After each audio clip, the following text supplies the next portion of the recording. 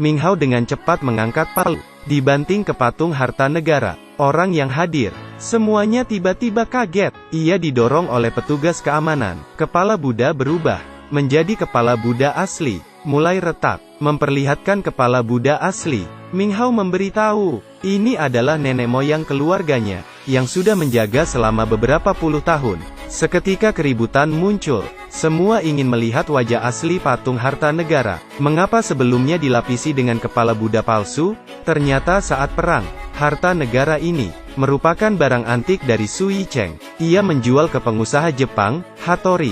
Setelah Su Yicheng dieksekusi karena telah berkhianat, sebagai rasa bersalah Hattori, ia meminta cucunya, Nona Tokana, untuk mengembalikan kepala Buddha ke China. Ini yang ia dambakan. Sebelum penyerahan resmi, cucu Su Yicheng melihat ada masalah di kepala Buddha. Ia melihat dengan seksama, menganalisis pengerjaan patung Buddha. Semuanya dibuat oleh Matula. Seluruh tubuh Buddha halus, mikik produk dinasti Tang.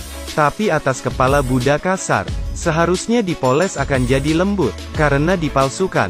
Jadi pakai tekstur yang keras, menggunakan pasir murah, sehingga meninggalkan bekas kasar di kepala Buddha. Acara pertemuan kepala Buddha segera diadakan. Ingin membuktikan pemalsuan kepala Buddha, dalam waktu singkat, harus menemukan yang asli. Ia ditemani partnernya, datang ke tempat kakek dulu bekerja. Setelah pencarian, mereka melihat ada sesuatu di dinding.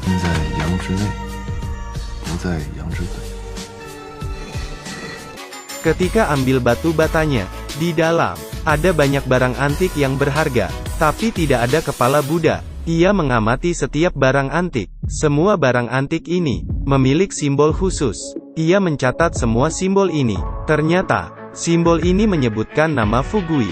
Kakek sengaja menulis nama ini di barang antik. Apakah ini orang kaya? Tahu keberadaan kepala Buddha, keduanya akan jadi kaya. Tapi mereka diberitahu, kepala Buddha asli disembunyikan di desa Zengjia. Mereka pergi ke desa Zengjia. Ahli karta karun lainnya juga mengetahui kepala Buddha palsu ini. Ia pergi ke desa Zengjia juga. Tapi ada yang mengikutinya, agar tidak timbul kecurigaan bos. Ketiganya saling bertemu, tapi identitas mereka diketahui. Hai他妈给我演！砸了砸了！还他妈给！1个亿！什么1个亿？什么1个亿？明堂佛头，日本人的佛头是假的，真的在许和平手上。等找到佛头，怎么分？你说了算。 Tahu ada harta yang tersembunyi di rumahnya. Bos Zeng malam hari membawa mereka ke makam keluarga Zeng. Tombol rahasia dibuka. Patung Avalokitesvara bergerak. Ada sumur kering di tanah. Semuanya masuk ke dalam. Menemukan kepala harta negara itu, Ming Hao melihat kepala Buddha dengan jelas. Ternyata itu asli. Bos Zeng melepas dan mengambil kepala Buddha. Ming Hao mendorong Bos Zeng. Bos Zeng marah ingin menembaknya. Tapi ia ditembak duluan. Ternyata yang menembaknya, orang yang berburu harta lainnya. Ia masih hidup, melihat, kepala Buddha sudah diambil oleh ahli itu. Seketika di makam bawah tanah mulai bergetar. Semuanya sibuk kabur. Kaki Ming Hao kesakitan karena tertimpa batu. Tidak bisa gerak. Ahli melarikan diri sambil pegang kepala Buddha. Lalu diserahkan. Kepala Buddha itu jadi milik ahli ini. Di saat itu ia juga melanjutkan. Beritahu semua orang. Kepala Buddha ini palsu. 这颗佛头的顶缘上有一处并非是由谢鱼沙手工打磨，而是由极为相似的石英砂跟河沙打磨的。